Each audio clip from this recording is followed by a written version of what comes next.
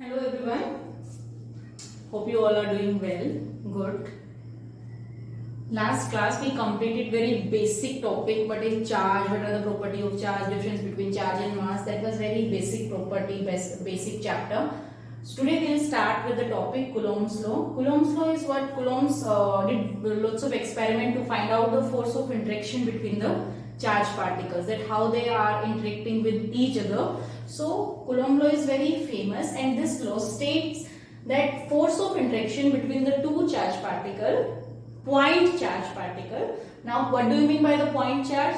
If the linear size of the charge is less than the distance that is separating them, size of the charge is less than the distance that is separating them, so we will consider that as a point charge. So Coulomb's law states the force of interaction between the two point charge is directly proportional to magnitude of product of magnitude of the charges, and it is inversely proportional to the square of distance between them. For example, here is charge Q1, here is charge Q2. Distance from their center is R. So force between the two charges is directly proportional to the product of the charges and inversely proportional to the square of the distance between them. Now when we will remove this proportionality sign, so force will comes like this: K Q1 Q2 divided by R square. This K is known as the electrostatic force constant. Electrostatic force constant. Its value is 9 into 10 raised to the power 9. What will be the unit? Newton meter square per Coulomb square. This value, when we are taking air or vacuum, so K is equal to this much in SI system. If we are talking about the CGS, so value of K will be equal to 1 in CGS system. CGS system, and here in SI value of K is this. So this is the basic about the Coulomb's law. Force of interaction between the two charged particles directly proportional to the product of charges, inversely proportional to the square distance of square between them. And when you will write, here will be a constant that is known as the electrostatic force constant. Value of that in SI is equal to this much, and in CGS it is equal to 1. Now further, when we are writing K, so it is equal to 1 by 4 pi epsilon naught. This epsilon naught is the permittivity of free space, or we can say vacuum. What do you mean by permittivity? Permittivity is like how electric field is affecting the charges, or how the charges are affecting electric field, so that we can measure with this thing, permittivity. So here we are talking about the vacuum or air. We will study about this in next chapter also. We will study in medium also. So now epsilon naught is the absolute permittivity of the free space, and if you want to find out this value, what you will do? 1 by 4 pi K. Now you know the value 3.14, and K value you also know. You can solve this and you will get your answer, that what is the value of epsilon naught. So epsilon naught is the absolute permittivity of the free space or vacuum we are saying. It measures that how electric field is affecting or affected by the charges. Okay, so this is Coulomb's law. Now main is what we need to study Coulomb's law in vector form. So how we will find out Coulomb's law in vector form, and then we will do some numericals also. So to find out it in the vector form, we are considering, see, origin. Here is one charge Q1, here is one charge Q2. In 11th standard you studied about the vectors. So position vector you know. So for example, this R1 is position vector of Q1, R2 is position vector of Q2. So if they are of same kind, firstly I am taking same kind, either negative or positive. So what will happen? They will repel. If I am talking about the force on Q1, so force on Q1 due to Q2, if they are of same time, they will repel. So force on 1 due to 2. Same way, when force on 2 due to 1, force on 2 due to 1. And here this will be the, if I am talking about this force on 2 due to 1, so what will be the position vector? R1, 2, that is equal to R2 minus R1. See children, when the force is applying on the charge 2 due to 1, so what will be the direction? Because they are of same kind, so they will repel. When they are repelling, so force on 2 due to 1, force on 1 due to 2, what will be the magnitude of displacement? That what is the displacement here? So charge is q1, q2, force is on 2 due to 1, so displacement will be what? r12. When we are talking about f12, so it will be r21, and when we are taking r21, it will be r1 minus r2. This quotient vector you already studied. So now when we are writing it in the vector form, so force on 1 due to 2 I am talking about. Force on 1 due to 2, what will happen? 1 by 4 pi epsilon naught or k q1 q2 magnitude of the charged particles divided by, now force on 1 due to 2. Force on 1 due to 2, displacement is r21 square, and because we are writing it in the vector form, so for the direction there should be unit vector, r21 unit vector. Now you all know when we are writing unit vector, we can write a vector is divided by its magnitude. So what will this? A unit vector. When we divide a vector by its magnitude, so we will get the unit vector. So in place of this, we can write it like this also. F12 is equal to 1 by 4 pi epsilon naught q1 q2 divided by r21 vector its magnitude square. इसको हम लिख सकते हैं r21 vector divided by its magnitude. So what will happen? It will become 1 by 4 pi epsilon naught q1 q2 divided by r21 magnitude का cube, and this r21 we can write r1 minus r2. So here this is the force on 1 due to 2. Same way you can find out the force on 2 due to 1 also. So force on 2 due to 1 will be what? 1 by 4 pi epsilon naught q1 q2 divided by r12 magnitude cube, and this side r2 minus r1. This is the vector form of Coulomb's law. Listen, from here one thing is very clear, that q1 q2, if they are of both of same kind, like both are negative or both are positive, so their product will be more than 0. And when the product is more than 0, so we can simply say that forces are repulsive here because the charges are of same kind. When I am saying that q1 and q2 both are of opposite sign, like one is positive, one is negative, so in that case what will happen? They are attracting each other, so force will be in this direction. And when they are attracting, if q1 q2 their product is less than 0, it means attractive force is here. Attractive force is here, and in that case if you want to write the vector form, it will be same, only the difference is here it will be minus r21. In place of this there will be minus sign because the direction is changing here. So that's the only difference. So this is about the Coulomb's law in the vector. So with the help of Coulomb's law, we can also tell that how the forces are related to each other here. Force on charge 1 due to 2 is equal and opposite of the force on charge 2 due to 1. So we can simply say that it obeys Newton's third law also. So Coulomb law is universal law. It helps us to tell that how electrons are binding with the within the atom, how it is related with the nucleus, and then it also tells us about the three states of the matter: solid, liquid, gas. It also helps in the van der Waals forces, that how atoms are combining together to form the molecule. Coulomb's law, distance up to which it verifies is like 10 raised to the power minus 15 meter to 10 raised to the power 18 meter, microscopic to macroscopic level also. But remember, this is applicable for point charges only.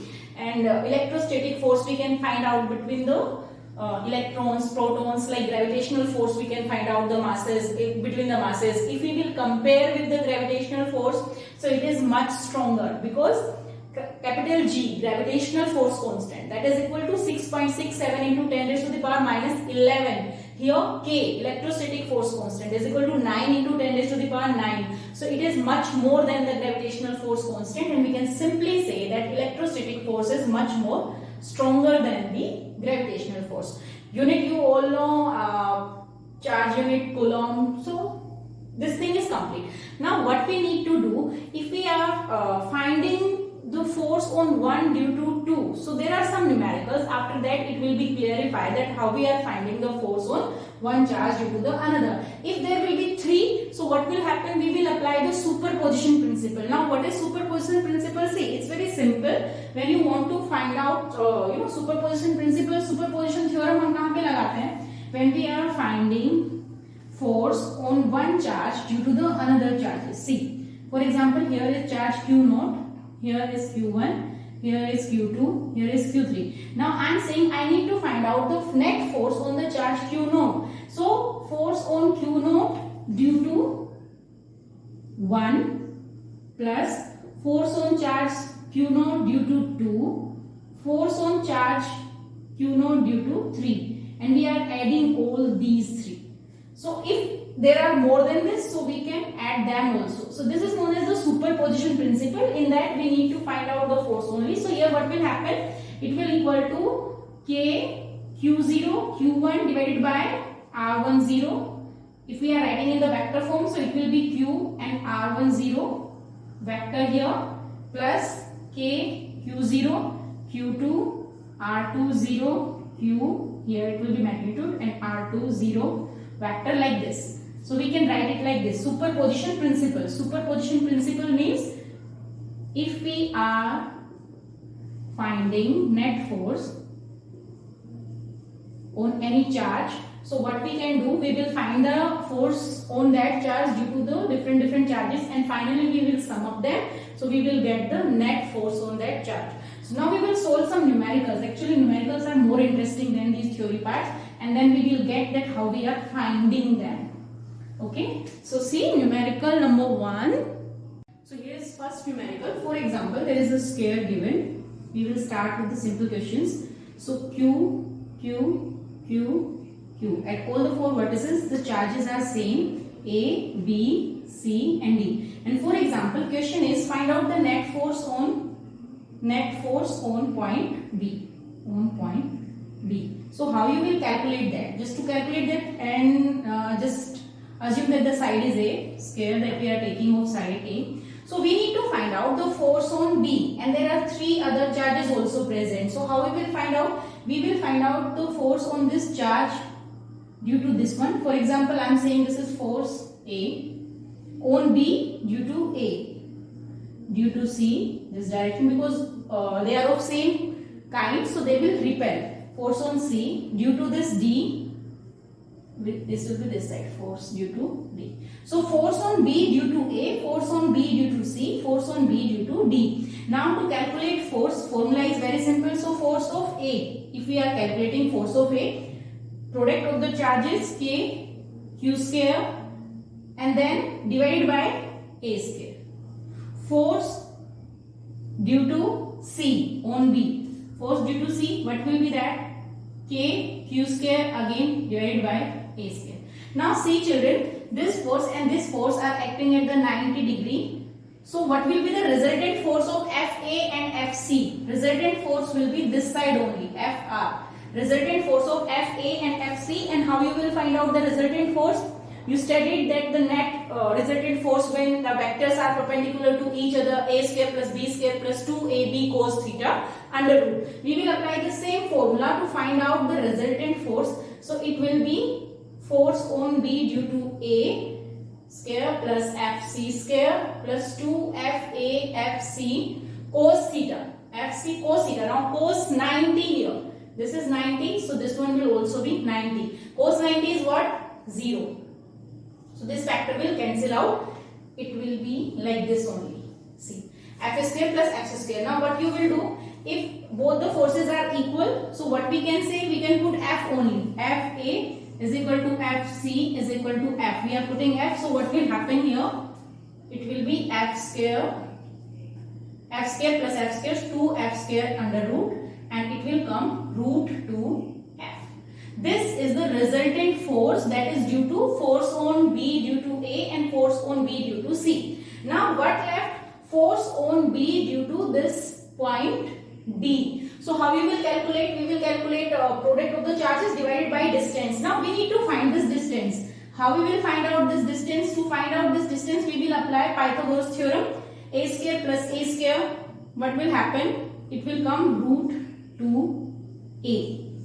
You know, hypotenuse square is equal to perpendicular square plus base square. So perpendicular square plus base square, and it is equal to hypotenuse. So that will equal to root 2a square, root 2a. This distance is root 2a. So find out the force on B due to D. Due to D, when we will find out again, it will be k q square divided by distance ka square. So distance is what? Root 2a. And when you will do square of this, it will what? K q square divided by 2a square. Now FD. So we got force on B due to C, due to A and due to D. Now see clearly, resultant force and force on B due to D are along the same direction. So what we will do, just to find out the net force, we will add these forces, force on B due to D and force, resultant force due to A and C. We will add that. How we will add that? Just FD, because they are in the same direction, so simple addition. FD plus FR, net resultant force. So write down the values. FD we got from here, K Q square divided by 2A square plus resultant force is equal to root 2 into F. Now what was the value of F? K Q square divided by A square. So whatever you feel that common here, you can take common. So K Q square divided by A square you can take, or you can put it like in this way also, it is correct. What will left? 1 by 2 plus root 2. You can solve this. Take this value 1.414, then multiply, addition, LCM, you can solve this and then you will get your result. So this will be the net force. Now the same question, if the question is asking the force on the center, so how you will find out the force on the center? At that time, same, square Q, Q, Q, distance is A, B, C, D. And if I am saying that find out the force at the center O, so how you will find out that force if there is a charge Q? So see, due to this, it will be this direction. Due to this, it will be this direction. Due to this, it will be in this direction, and due to this, it will be in this direction. Equal and opposite, because I am saying that charges are of same kind, equal magnitude, equal distance. So that's why what will happen? The net force on the center, force on this charge due to this, force on this charge due to this, these all forces are equal and opposite, they will cancel each other, and that's why at center it will be 0. Next question, if the shape is equilateral triangle, so how you will find out that? Now for example, question is this. See this point again, same A, B, C, D, but the difference is what? This is regular polygon, but here the sign is different. If equal charges of same sign and same magnitude, so the net result at the center will be 0. But now what I am saying that one charge is different Q. So how you will find out? Firstly, you need to find out the distance. This is A, this is A, this one A, this one A. If you want to find out this distance, this complete, what you will use? Pythagoras theorem. You will apply Pythagoras theorem and you will get the result that will equal to root 2A. This complete length, AC. This is root 2A. If you want to find out it from the center, what you will do? Divide it with the 2 and you will get the result A by root 2. So I hope you got the distance. This half distance A by root 2. Now listen. Force on this charge Q. Due to this Q will be this side. Due to this Q will be this side. Equal and opposite cancel. Now what will happen? Force on this Q due to this charge, it will repel this side. And force on due to this Q due to the C minus Q, it will attract. So it will go this side. I hope you are getting. See here, at this center O, charge is Q. Okay. So this I am saying O. So force on O due to B is equal and opposite to force on O due to D. So that will cancel out. Now force on O due to A and force on O due to C will be the same direction and they will add up. So how you will find out force on O due to A? It will be same K Q square divided by the distance is what? I told you distance is a by root 2, square of that, a by root 2 whole square. Now force on O due to C, again magnitude का square q square divided by, again the distance is what, a by root 2 whole square. Now what we need to do, we need to add these two forces OA and OC, and we will get the net resultant force on this O. So how we will find out the net force? Just add these, kq square divided by, when you will do this, it will be a square divided by 2, that will go upside, plus 2kq square by a square, and you will get the result, that is 4kq square divided by a square. This is the net resultant force that you will get when we are saying that this charge is different, minus q. Now the same question, if I will do this charge also minus, so what will happen? Same question, only the sign, now it is different. See, this was O point. So see, force on O, here charge is q, force on O due to this B will be this side, and force on O due to this minus q, it will attract this, so it will also be this side. So listen, force on O due to B plus force on O due to D. Because this charge is negative, this charge is positive, here it is positive charge, so positive positive repel, negative positive attract. So the direction will be this, and due to this particular part, force, अभी हम लोगों ने solve किया था equation, force on O due to A plus force on O due to C. They are also in the same direction. Now we will find out this net force, and then net force on O will be the resultant of this and this. For example, I am saying F1 is equal to FOA plus FOC, and F2 is equal to FOB plus FOC. It means force on point O due to these charges. Now when we will find out the net resultant forces, so we will find out the resultant forces F net or F result, that will be between F1 and F2. So F1 and F2, what is the angle between F1 and F2? 90 degree. Resultant force will be in this direction.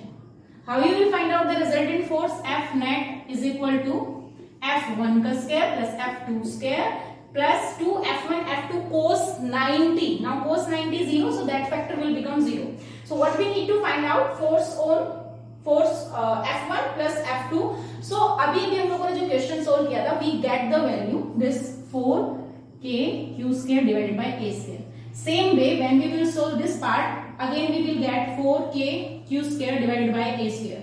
So how you will get the net force? F net is equal to F1 plus F2 square. This square plus this square. What will be? 16k square. Or you can simply put, if we are taking, because they are of equal magnitude, so we can say F1 is equal to F2 is equal to F. So what we will do? 2F square, it will be root 2F. Put the value of F. F का जो value है, that is 4k q square divided by a square. So this will be your net force. Net force is equal to root 2 4 root 2k q square divided by a square. This will be your answer. So I hope now you got square kind of the question. If it is a regular polygon and the same kind of the charges are here, same magnitude, same sign, so the net force on the center will be 0. But if any of the charges of different signs, so it will not be 0, then you need to calculate the force. Okay, so now we will do some other question also and you will get the idea.